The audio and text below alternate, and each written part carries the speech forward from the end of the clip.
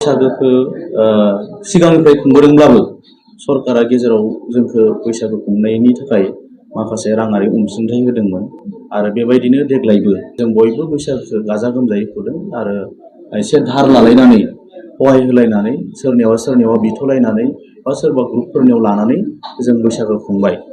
बिनि उनाव दिनै सरकारनिसिम दासिमबो बिनि फैसाखौ होगोन होआ मोनसे स्पष्ट जेबो गैया। साफ्रोमबो निउज चेनेलखौ साबायखर बावबाय। दिनै जों बे सानजाउरि जथाइ आफाद आरो अरां ओनसोलनि बैसागु खुंथाइ आफादखौ जथायै गासै मोन 11 जेरै सानजाउरि जथाइ आफाद, गेलाबिल बिहु कमिटि, अरां आन्चलिक बैसागु कमिटि, अरां आन्चलिक Bihu committee, Sutiyapara Bihu committee, Gurubandha Bihu committee, Dhupguri Baisagu committee, Pawaripeta Baisagu committee, Thelamara Baisagu committee, Awnajuli Baisagu committee, Katpuri Baisagu committee, बे गासै मोन 11 बैसागु कमिटिया दिनै जयै बेयाव मोनसे फेस बा खुंदों। खोथाया जाहैबाय बैसागोखौ सिगांनिफ्राय खुंबोदोंब्लाबो सरकारा गेजेराव जोंखौ बैसागो खुंनायनि थाखाय माखासे राङारि अनसुंथाइ होदोंमोन आरो बेबायदिनो देग्लायबो भेरिफिकेसनखौ लादों। दा बे आखायै जोङो सरकारनिफ्राय जे 1.5 लाख थाखा होनाय बेखौ मोनगोन आसायाव जों बयबो बैसागोखौ गाजा गोमजायै खुंदों आरो एसे धार लालायनानै सहाय होलायनानै सोरनियावबा बिथ'लायनानै बा सोरबा ग्रुपफोरनियाव लानानै जों बैसागो खुंबाय।